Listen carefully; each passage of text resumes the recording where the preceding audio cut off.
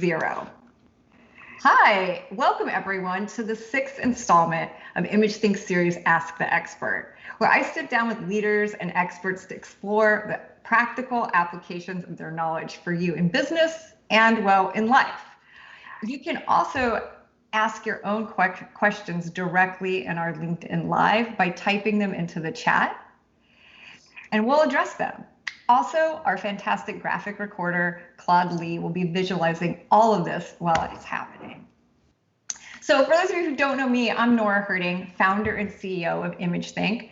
I'm a visual facilitator, a graphic recorder, and a visual thinker. And I could not think of a more relevant topic today than leading in uncertainty and change, and by a more qualified or insightful person to answer your questions than my guest today, Michael Walsh. So Michael, welcome. Thank you, Nora.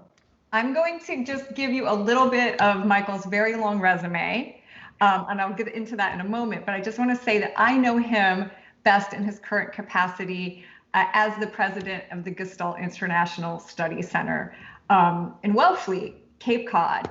It's a place that's near and dear to my heart. And some of you may have attended one of the many 3-day intensives on visual leadership that myself and fellow faculty member Sky Fries-Cole have led.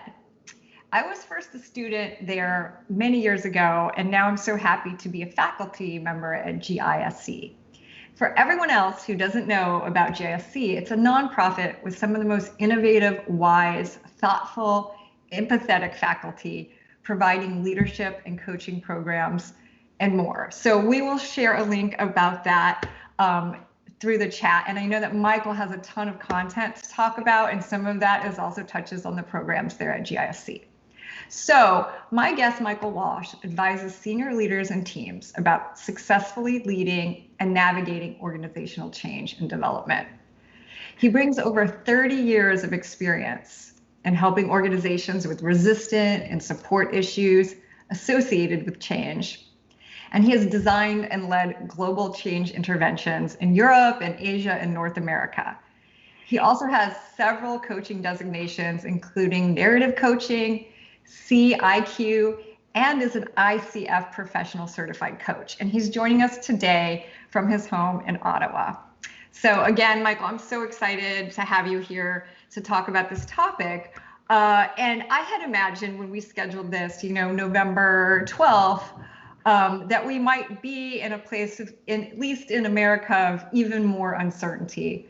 In this past year, right, we've all had our lives changed, some of it dramatically, and we've all had to deal with not knowing day to day what our patterns were going to be like. Things that we normally did are now considered risky, perhaps.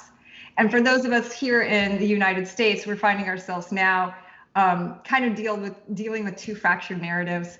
There's not necessarily a clear path in terms of politically what we have to expect in the weeks to come, or on an inauguration day in January 21st. So with all of that as a background, in this year of change and ambiguity, where do you think we should start? What's most relevant, Michael, for those of us who are finding ourselves in this situation?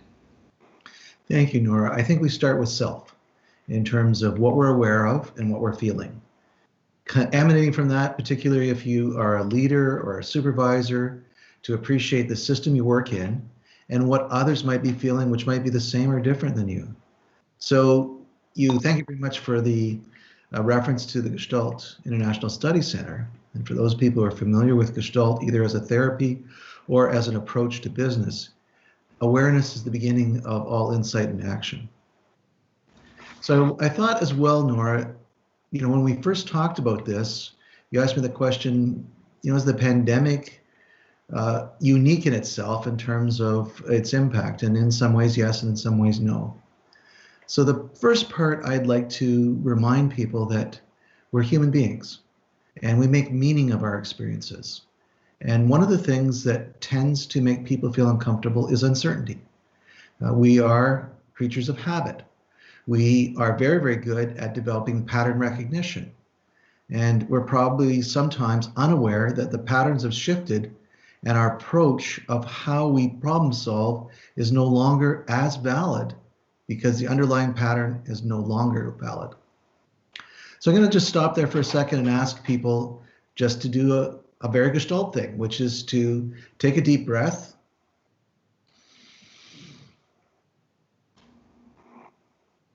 Slowly exhale it. And to recognize that that's a pattern interrupt. It helps ground us. It changes our locus to our somatic experience of our breath and breathing. So that's a great place to begin. How am I feeling? How can I interrupt myself so that I can perhaps be more choiceful?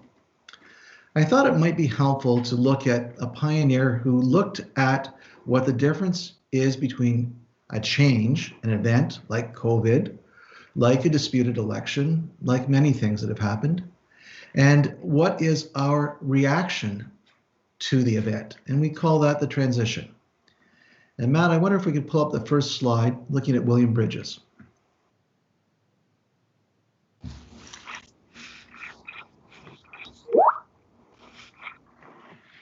So we got a slide now that has two axes, one of productivity and one of time. William Bridges, in the 60s, was able to discern that we had an emotional response to change, and that some people had a faster recovery from that disruption than others. And he talked about endings being the first phase, the neutral zone being the intermediate phase, and new beginnings being the final phase. And the real, challenge for all of us is how do we work through that? I'm borrowing this visual from a lawyer named Rhonda Muir, who's done a wonderful job of bringing in some other dimensions. And it is about the impact of our emotion on our productivity. So the words I normally use for this is that it's chaos. The ending is usually chaos. What was normal is no longer available to us. We become detached. We might be in shock. Often there's denial, there's anger, then probably apathy, frustration, confusion. By the way, if I'm onto a word that resonates, note it. Listlessness, meaning that you can't be focused. And then at some point you come out of that middle phase, which I call limbo, and you become to the new order, the new beginning. So I love this. It's so interesting, and as you ask the audience, what is resonating with you when you look at this model? Is this a model, folks on LinkedIn, that you've seen before, or you find yourself plotted on that? The funny thing, and maybe you could speak, is there layers of magnitude, Michael? Because I came across this working with Korn Ferry. They presented in a session. I thought it was so brilliant, and I took it back to the ImageThink team. And of course, we're talking about this in regards to a global pandemic, potentially your health issues, economic issues, political issues that are happening. But for us, we were just trying to roll out our own ImageThink method, and people on the team had to make a behavior shift where they had to learn to talk about it with clients on different calls. And there had been a real resistance or struggle in adapting it. And so I drew this on the board and I said, put where you think you are on this and put where you think the rest of the organization is. And that was really interesting, but that is like scales of magnitude so different than what we're facing. So I'm curious, do you see that this is really something we go through when it's, as epic and disruptive as a time that we're having right now, and maybe as small as making a new process change in an organization? I agree with what you're saying. It's probably magnitude that's going to be the difference. It really speaks to our ability to cope with vulnerability. And vulnerability, technically, is what do we do when we have an uncertainty around an outcome and we don't know how to get from A to B. And so that really is the whole journey from the ending through the neutral zone, or what I call chaos, through limbo. And that can be when I'm accustomed to something. That's interrupted, and I might have a host of reactions. If I'm less agile in terms of my comfort with vulnerability, I probably will be slower to move through the curve. If it's very, very important to me, if in particular I have any identity, that could be who I am, it could be my status. If I feel that my well-being economically or my social standing is impacted, that's going to give us more intensity. And so we're going to get, almost the Kubler-Ross cycle of grieving. And so I think you're absolutely right. But this is basically a trifecta. We have a pandemic that's correctly labeled, once in a century. We have, both in the United States and throughout the world, some anxiety around how we share power. We have elites exerting their eliteness, and we have the rest of us, I'd like to be bought in. And so this model is true probably on many, many levels. And I think that the actions available as coming out of Bridges' thinking and other people are equally valid. It's just a question of, think of it as, the difference between triathlon, tri-a-tri, which is the mini version, to doing the Ironman version. We're probably, for most of us, in an Ironman that we didn't anticipate. And we don't feel that we can catch our breath. We don't feel that we have the right bike within the bike piece. And if you're not a swimmer and you've ever tried a triathlon, it is not pleasant. People in front of you are kicking you in the face. You get water in your mouth and you just want to go, I think I need to stop. We have those feelings. So I'm curious if I'm happy if there are any questions came on or you have other things, but I'd like to talk about what can we do to support ourselves as we work through this curve. Yeah. So this is such a helpful model, and it sounds like what you're saying is we all have had, maybe, if to keep this analogy about the Ironman, we've all done before this, we've done maybe 5Ks or things, dealt with change. We've all dealt with change in our life. We've all dealt with organizational change, and that we're going through the same process, it sounds like, but maybe with higher intensity. So I'm curious then, how does, these emotions that you have on this curve, how does the self-awareness piece lay on top of this kind of roller coaster from chaos to apathy and denial and anger, which is sort of those phases of grieving? Where does that come in? And is there a place where it's the most critical? Or is self-awareness really critical throughout the whole process? Without self-awareness, I think you get stuck on this curve on the negative labels because you're not aware of the fact that you're in transition. I feel like I'm a pretty grounded coach, consultant, and person. I'm 66. When I was 30, I was just an ambitious guy who was took no prisoners, and I didn't have very much self-awareness at all. What was going on inside myself or my impact on others. And really was fortunate to get connected with the people who founded the Gestalt International Study Center. And it was a whack on the side of the head to look at the world differently. So the first part is to know that in any situation, change is the event, our reaction to the transition, there's always a reaction. It could be that it's you've won the lottery metaphorically and you're just excited. So your dip will be very little, but your emotions are still going to be amplified. So I think the part that I'd ask everybody to think about is, it is okay to be in transition. It is okay to know that we're feeling very strong emotions. It's critical that we understand how we deal with them. And I'd like to help people perhaps raise their awareness of some things that have certainly at the center and in my own client group have been really, really helpful. So first is to normalize the experience. Great. So in effort to normalize the experience, really curious to hear from folks out on LinkedIn, where do you see yourself kind of on this curve?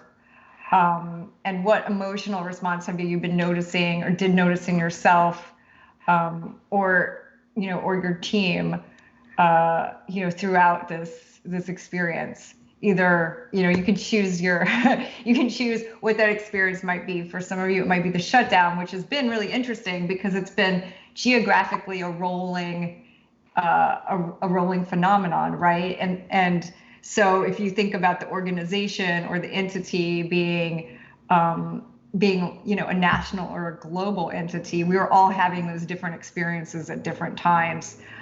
Certainly us as a global population, there's places where they were encountering change or encountering disruption where geographically it may not have affected you. So that you can kind of pick where did you kind of see the change sort of spike, and where do you think you are now?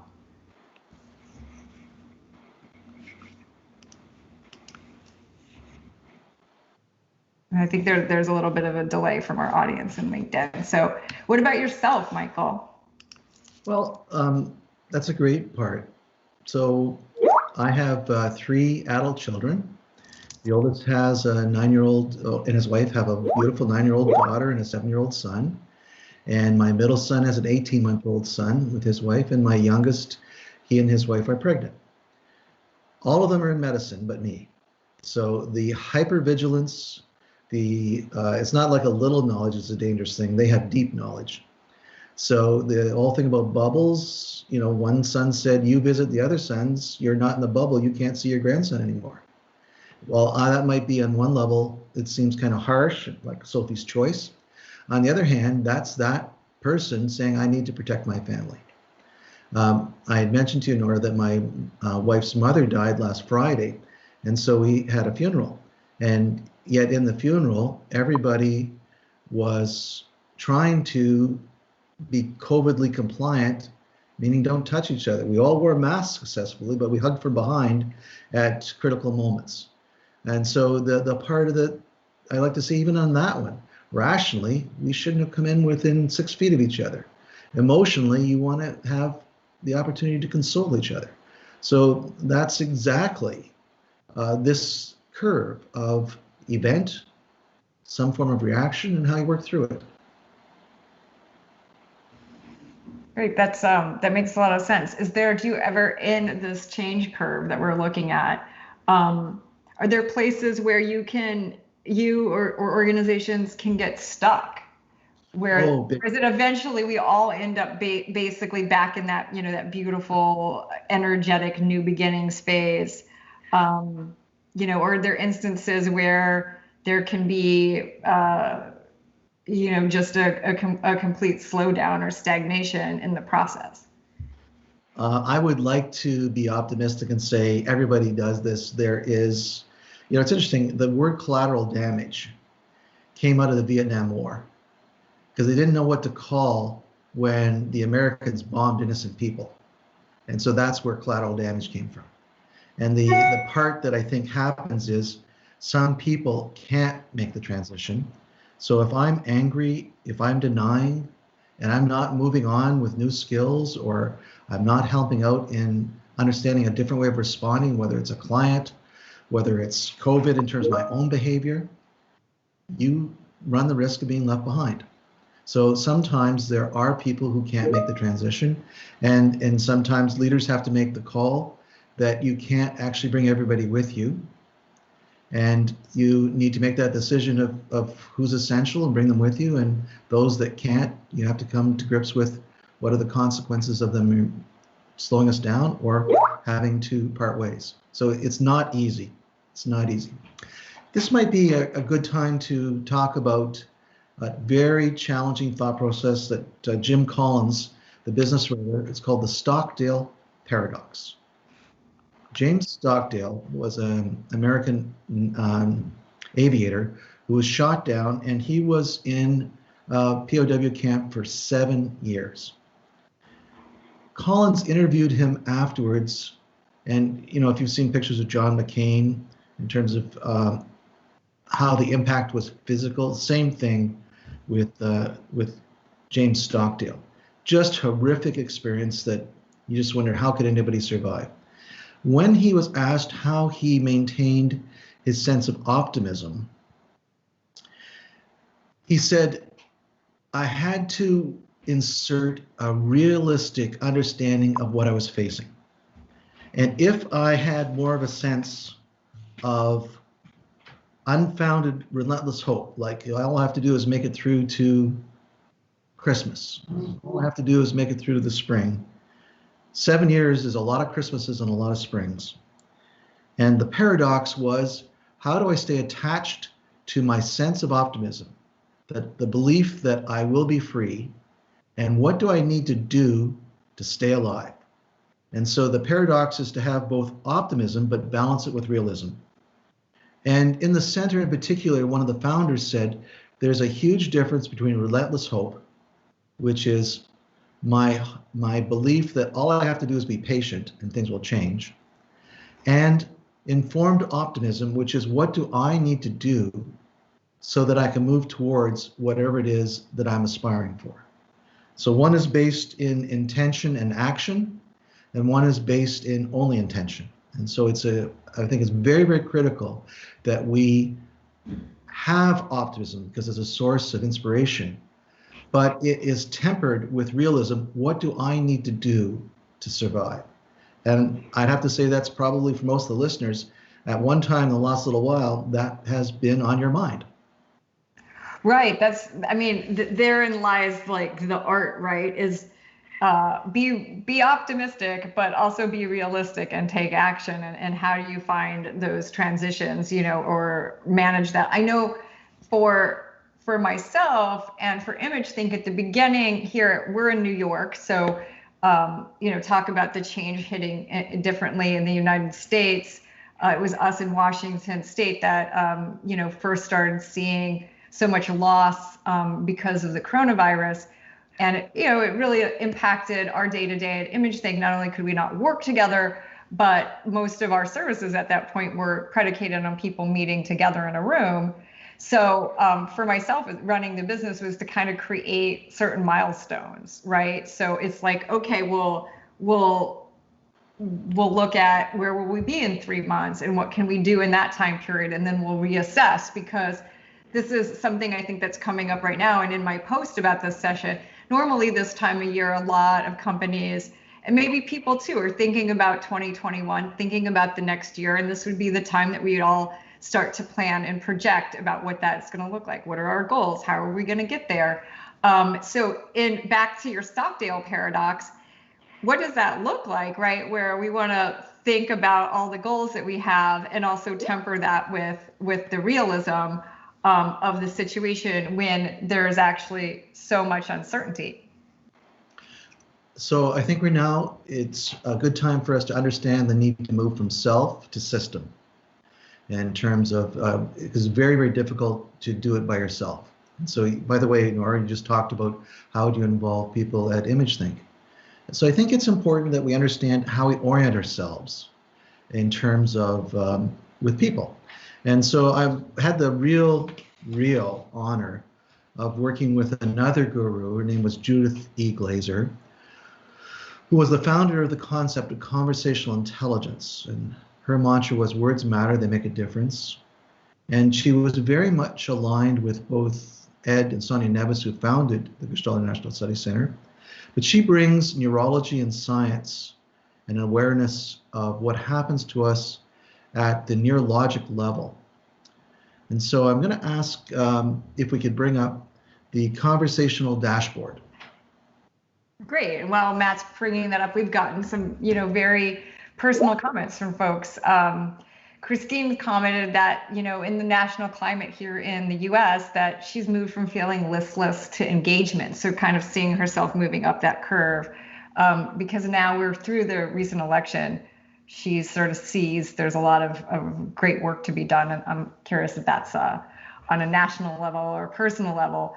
But that's great to hear. And then Karen commented that even with some self-awareness and optimism, it's a tough time. And for Karen, she's looking forward to new directions, but finding herself stuck in indecision. So maybe when we look at self-awareness, we can also talk about, when there's so much uncertainty and there's so much change, do you see people and organizations,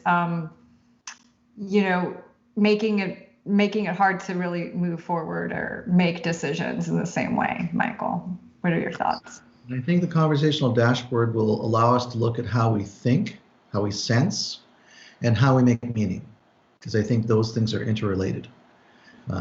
So if the people are looking at the dashboard, it has some pretty provocative labels. On the left-hand side, it says protect. On the right, it says partner. If anyone has done any serious work on emotional intelligence, mindfulness, they would be aware there's different parts to our brain. There are what we call our primitive brain, which is really the amygdala, just above, that's kind of the hyper-aware piece that really stimulates flight, fright, or freeze. And that has served human beings very well, particularly if we're on the savannah, and bad snakes are not good, and things with big teeth and big paws are not good.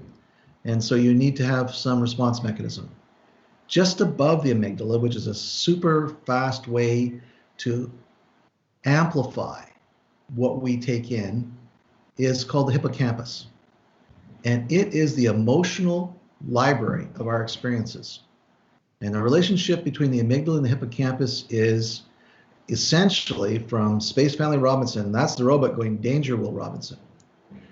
But the way that thing fires off compared to our logical thinking, which is the prefrontal cortex, where we can think new things. The amygdala and hippocampus, are you ready for this? Are probably 100,000 times faster in terms of signals than our brain. And we know our brain's pretty fast. So we have to be aware of what our predisposition is, which is to scan for danger. That's how we're wired. And once you're aware of that, that's my default, to scan for danger. And if you can ground yourself, we're back into some techniques of dealing with the transition phases, to recognize I need to lower my heart rate. I need to slow my breathing. I need to just chill. When we can do that, we actually have better access to our prefrontal cortex, which gives us insights. And we're not locked into simply the patterns of the past, but to make new connections. And so that's why it's so critical, particularly for the times we're in, as individuals and leaders in particular, to know how we're wired and to know how to navigate how we're wired. So I'd like to read a couple statements that Judith talked about and why it's so important to realize before trust can be established between two people, we have to overcome distrust. And distrust is where I'm afraid to share what's on my mind for fear you'll make me feel small or you'll use it against me at a later time. I don't believe you and I can work together, much less understand each other. Even if we could do both these things, I don't believe we could really help each other. I feel that you and I see the world very differently. There are countless places where our conversations end in disconnect. And I'm not reading from the latest observation in CNN or Washington Post or Fox News. Right. Yeah, I was just about to say that too. Looking at this model and thinking about America, and again, I know that there's people joining us from everywhere, but bear with our continued self-centeredness here.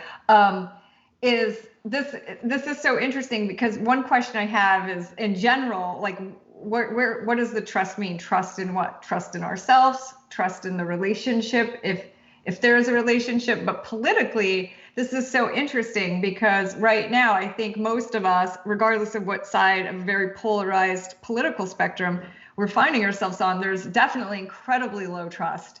And perhaps some of us are in the wait and see, we'll wait and see what happens. We're definitely waiting and seeing. We've been waiting and seeing through the election. We waited and we had to wait and see for days and days last week.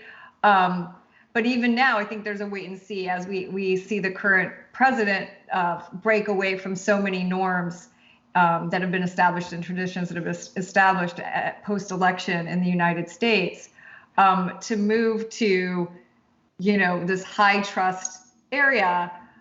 So this is just, very interesting. And I'm curious if this is resonating with other people as well. What happens then?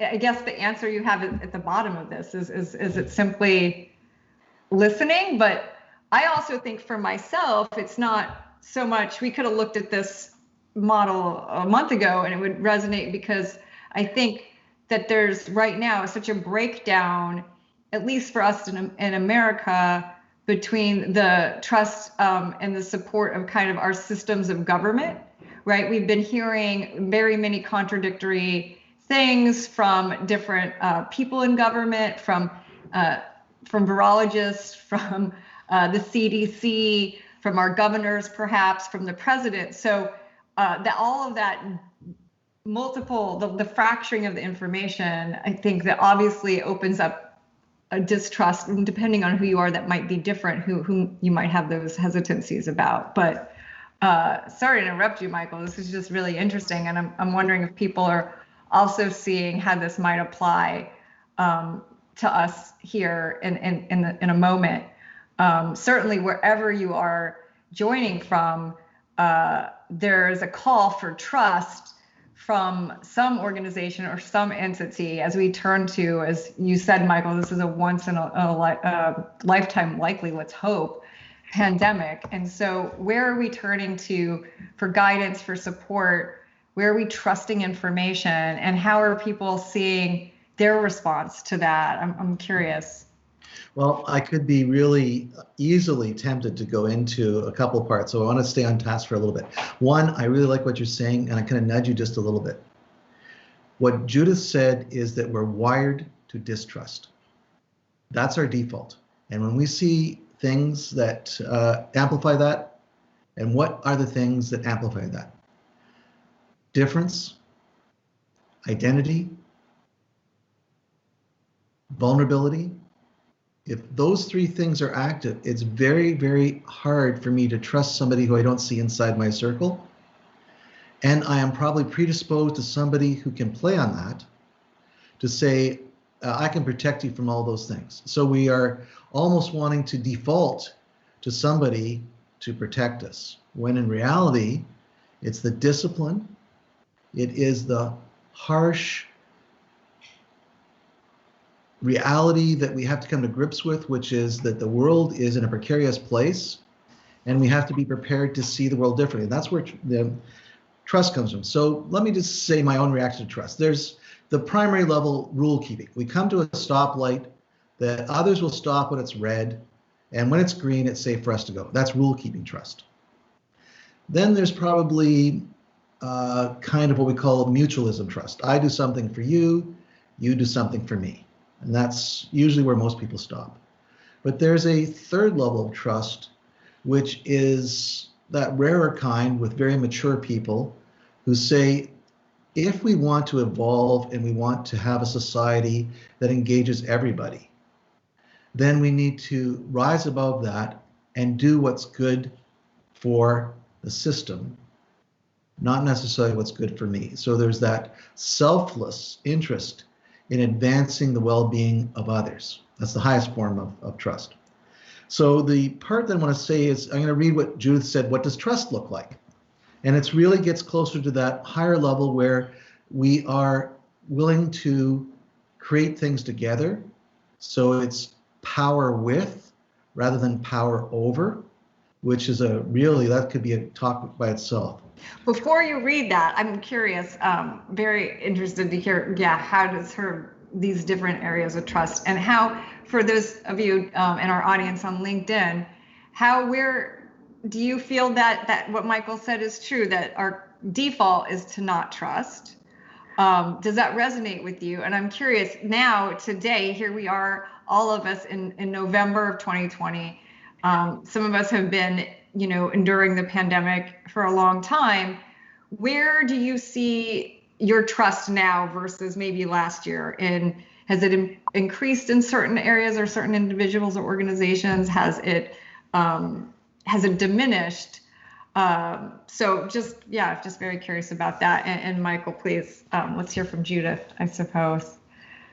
Well, let me just go where what you provoked for me is that when I was a kid, I'm 66, probably the people that were seen as the most trustworthy were clergy, teachers, the police, at least in Canada, and doctors. Those are the people that, you could go to that person with the belief that they would protect you and they would do good for you. I'm sure that many people in the audience have personal experiences where those are no longer the preferred professions that they implicitly trust. So it's important to when you're hearing this is really that either mutualism or the higher order of what allows a society to share power for its growth and well-being. When I trust, I believe that you will not harm me physically, emotionally, or professionally. I trust that we can work together. I trust in working together makes us stronger and more productive than when we work as individuals. I trust that you have my best interests at heart, that you care about me. I trust that we work together, we will come together to share the same or converging vision of the future. We'll synchronize and support each other in achieving mutual success. So you can see the elements there are more system, it's sharing, it's co-creating. And the part that I want to say in many ways, that is, if it was easy, we'd have nirvana. It's tough because I look at my own, I have an MBA I got in '79. The language we used in the classroom was to obliterate the opposition.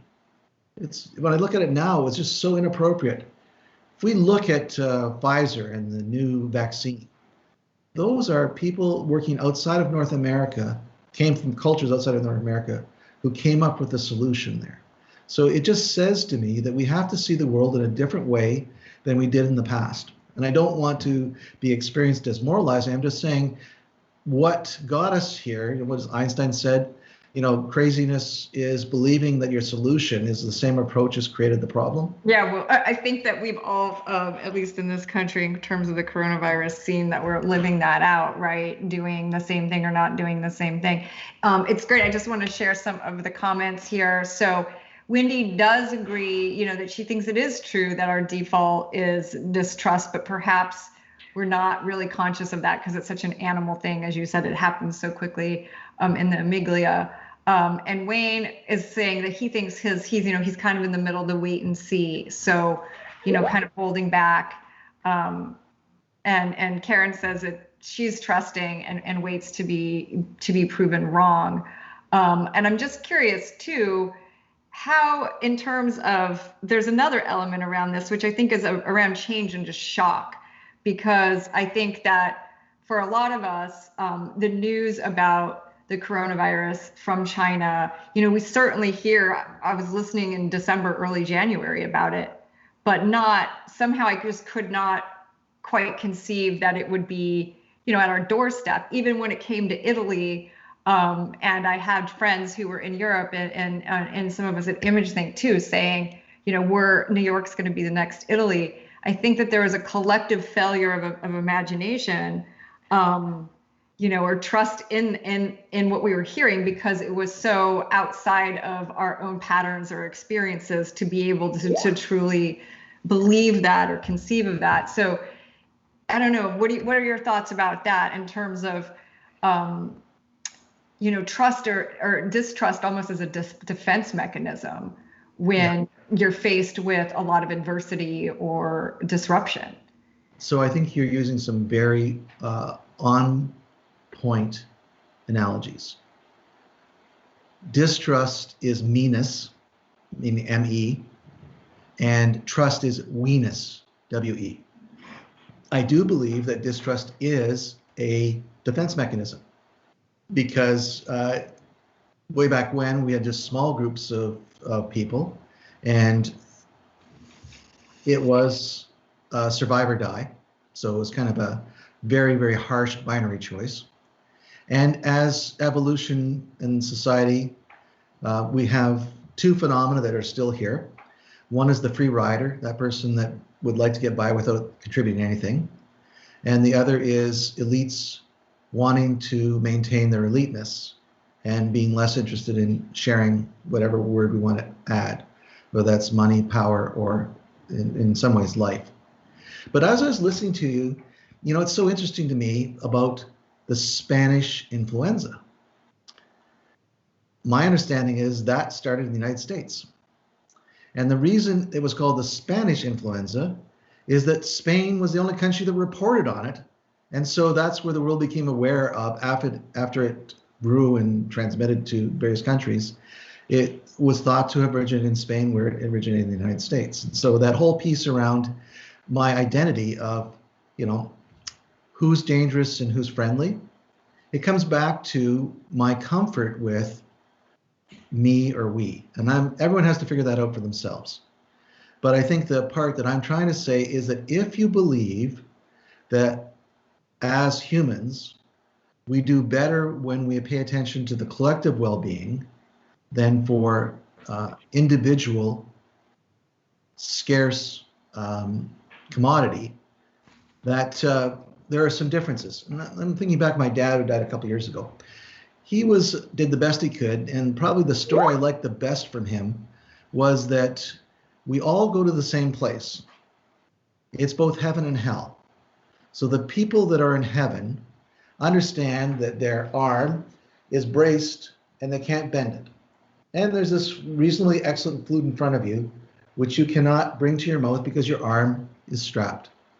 So the people who are in heaven feed the person next to them because that would work. And the people in hell are not interested in feeding the person next to them, and no one's interested in feeding them.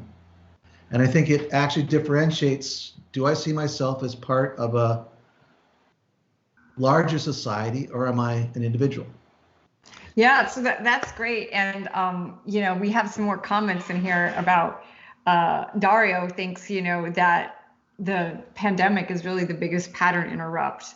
And maybe for him or her, Dario, that it's not so much about trust and distrust right now, that maybe back to our change curve, we want to put that back up. We're just like in the disorientation phase where we can't quite metabolize this. And that's kind of what I was getting at too, is it almost sometimes, right, there's that in grief, there's the denial phase and the anger phase. And maybe we're collectively sort of stuck in that and spinning in that.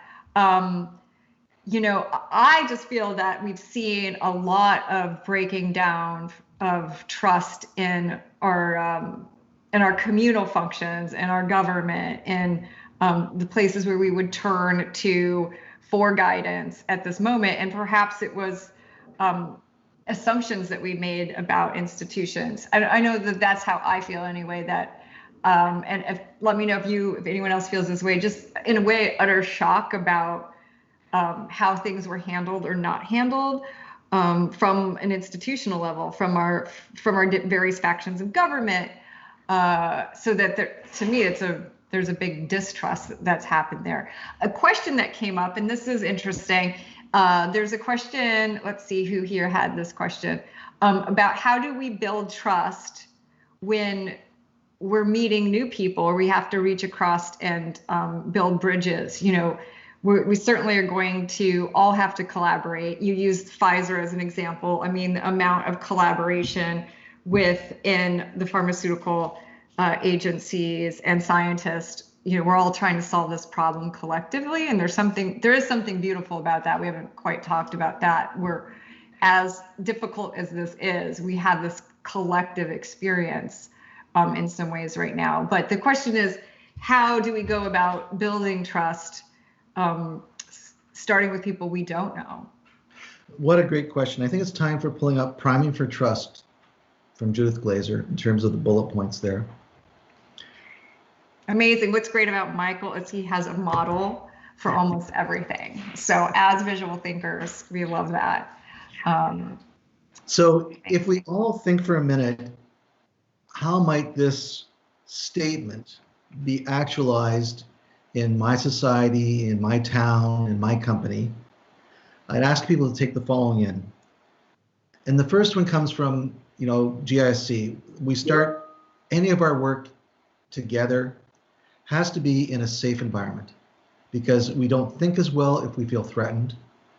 We can't connect as well. So number one is, how can I create a safe environment?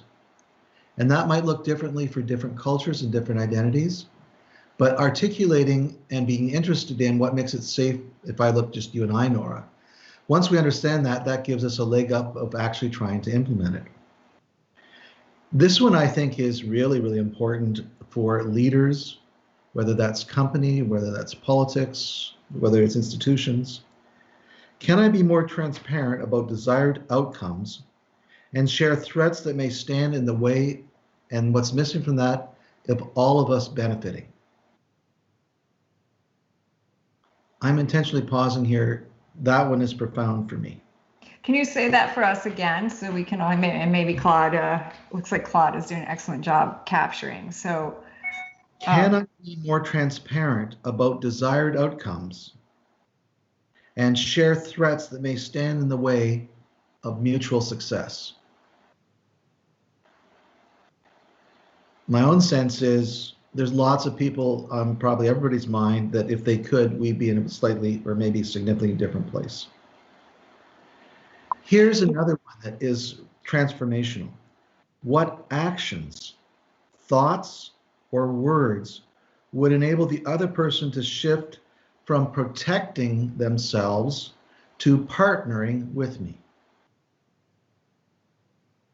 This is taking the initiative, extending a hand, and seeing what happens. We're building on this.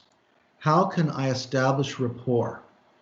In my mind, rapport gives us the comfort, gives us the safety that we can connect without danger. That's what rapport means to me. So are these, it sounds like these are almost, this is a process that that you need to follow, almost like Maslow's hierarchy of needs. If you imagined a pyramid, you know, that the safety is first, right? Because, right. And then being transparent about mutual outcomes. Is that also about potentially negative outcomes? Yeah, I think so, because if I have a negative outcome that I'm not willing to share, I'm going to be acting on it. You're not going to know about it. I don't understand whether you can help me with it or not. But so let me ask you there, Michael, to bring this back, you know, and I'm sure that we're not in America the only country that perhaps leadership took this route, but here in America there was, you know, some justification for withholding information about the coronavirus because we don't want to alarm people. We don't want to scare people. We have to give people hope. So in terms of... I'm sorry for laughing, but let's go back to the Stockdale Paradox, which is optimism and realism. And so in some ways, you know, optimism without realism, you know, there are other words for it. In my world, some would say the Pollyanna view. Mm-hmm. And Voltaire, so the greatest of all possible worlds. Aren't we all living today in our houses in front of these video cameras in the greatest of all possible worlds? Absolutely. So thank you. The other part, I think it is so pejorative to believe that I can articulate for every citizen or every person in my organization or the people in my family, in what way am I the wisest to make the decision without them? There is a real hierarchical exclusion to that way of behaving, because it doesn't involve people in taking responsibility for the solution. It's sort of, it has the sense to me is that we're trying to, a variation of just, you know, keeping the masses dosed. Right. That's a good point. And in leadership, right, we're always looking at the, you know, empowering and coaching and enabling people to make a good decisions and carry forth for yourself. Like that's the goal of a good leader or manager, right, is to set the culture, set these things, and then get out, trust your people and get out of the way. So what I hear you saying is that there's a certain amount of distrust if you take that attitude about protecting people, about their own ability to make decisions for themselves or go through the steps that they need to come kind of out of the change curve, if you will. Am I understanding you right, Michael? You are, and I think that you know, another time would be sometimes we think we're wise and we think we're being benevolent. And in many ways, we're just maintaining our power and privilege, and without actually giving other people agency. Agency is the ability to influence your situation. And sometimes I think that when we don't give agency to everybody, we miss the opportunity of somebody having that insight that's so needed, but is not encouraged and nurtured so it doesn't come forward. There's a couple here, Nora, I'd really like to put on the table for people. But the one, there's a power with context, but listen to this one. What actions, Thoughts or words will enable us to listen, to connect, and relax judgment and ignite a sense of co-creation. Closely followed by what actions, thoughts, or words will bridge between our realities. I can't think of a more needed time now in the world for these things to actually be acted on. What can we do to say or act on that will reduce conflict and open a view of mutual success that appeals to all? Now, I don't want to say that that's easy, but those are the worthy questions worth pursuing. Yeah, they're great questions worth pursuing, and even some very like the building blocks of that. Julia here in the audience asked, that she always felt that making building rapport and trust started with eye contact. And I know this is something I struggle with virtually as well, with staring into the lens of the camera versus what I think is your eyes, right, or your face. So her question is, any tips? This is very practical, but I think really germane and relevant for lots of folks. Any tips that you have about how you've seen trust be built virtually? Oh, so what a great question. And I hope I can say it succinctly. It is contextually, culturally built. I was in a gig in Singapore in 1996, and I have two people with me, two Americans, one Canadian. We are trying to get across some important stuff in a one-week workshop. At the break, they've been in for 2 hours, a guy who did his engineering degree in Canada came and said, "Michael, you're doing such a great job. You're trying to work hard with the words. You're making good eye contact, but you're not smiling." In Singaporean society, smiling is a sign of respect. And I'm thinking about, gee, everybody smiled at me. But your face is so contorted trying to think of the right word so it'll be understood. He said, "I don't care what you say for the rest of the day, smile." And boy, that was so useful, because I told the people I was with, I just got feedback that we're in trouble. And I want to say, we must smile continuously. Look at people, smile, and nod your head. And so you need to understand what cues build connection with the audience you're interacting with. So what's that mean in terms of virtual?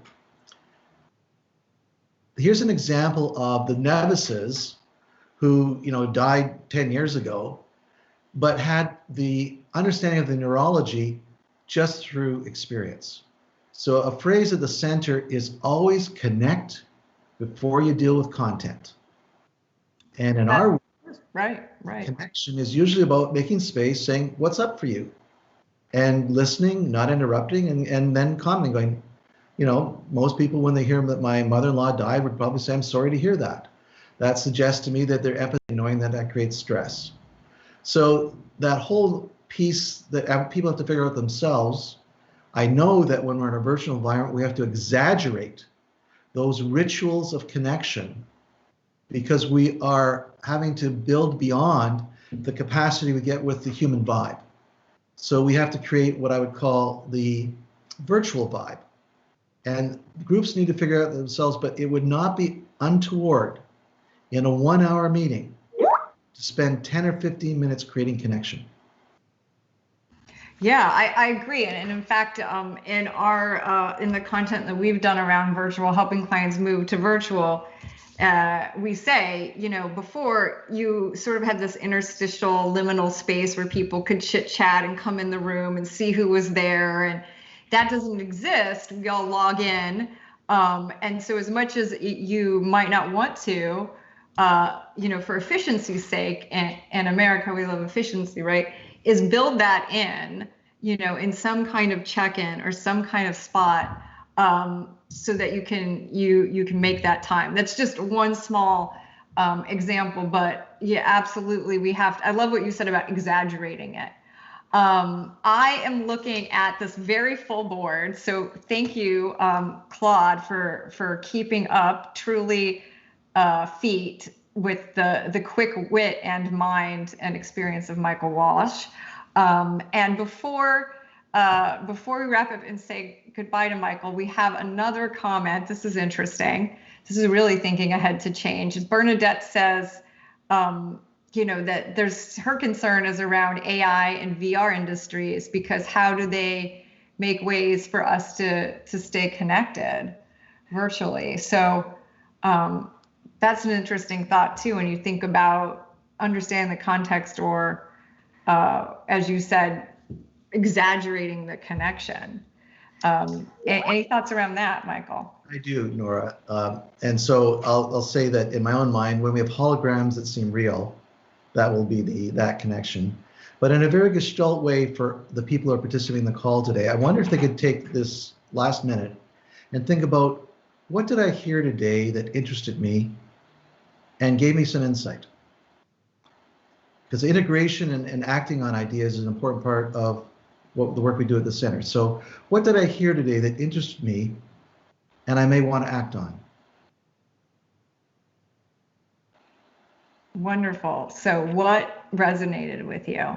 What got you interested in our conversation with Michael? And what would you like to learn more about or act on? And in the sake of vulnerability and connection, we would love to have you post that if you want to share, because it's always interesting to see what people take away. Can I answer? Please. So if we had 2 hours, Michael, I'd love to. I'm looking at the screen at Claude's drawing, and they have here balance, hope, and realism. That balance, which is the Stockdale Paradox, right, is something I think that myself and a number of leadership groups I'm a part of, leaders have struggled with through this, is how do we be realistic and trust our people and give them agency without being, such a bummer or a downer. And I think there's this thought where you're supposed to always keep people inspired and be positive.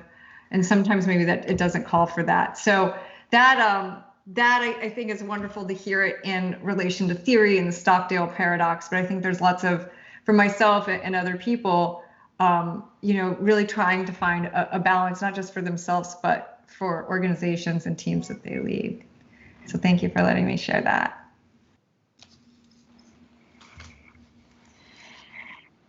And we are at 2:59. I can't wait to see all of the comments as all of you mull over Michael's question, what resonated and what can you act on? If you want to hear more about some of these principles and the work that we all do in the studying and pursuit of it at the Gestalt Institute, Matt's going to post that link in the chat. We will take December off, but we will be back in January with an amazing expert. We'll be talking about storytelling. So you can also see a recording of this or our other series, or look at what's coming up next at our website, imagethink.net/ask. /events. Thank you, Matt, for correcting that and posting it in. And then if you're curious about what we've been doing, we are looking forward to helping some of you celebrate the holidays virtually. So you can check out what we have. The ImageThink team has up our sleeves for December by following the last link that Matt's going to post there. Michael, thank you so much for joining us from the lovely country, our northern neighbors in Ottawa. And it is always so much fun to talk to you. And this has been great because I always feel like our conversations are so interesting. And so I'm so happy that I got to share it with LinkedIn viewers out there. Before we go, any last thoughts or parting thoughts? What stood out to you? How important it is that we are aware, that we recognize our agency and create it with others. Great, that's incredible. Thank you, everyone. And we will be seeing you back here in January. Signing off.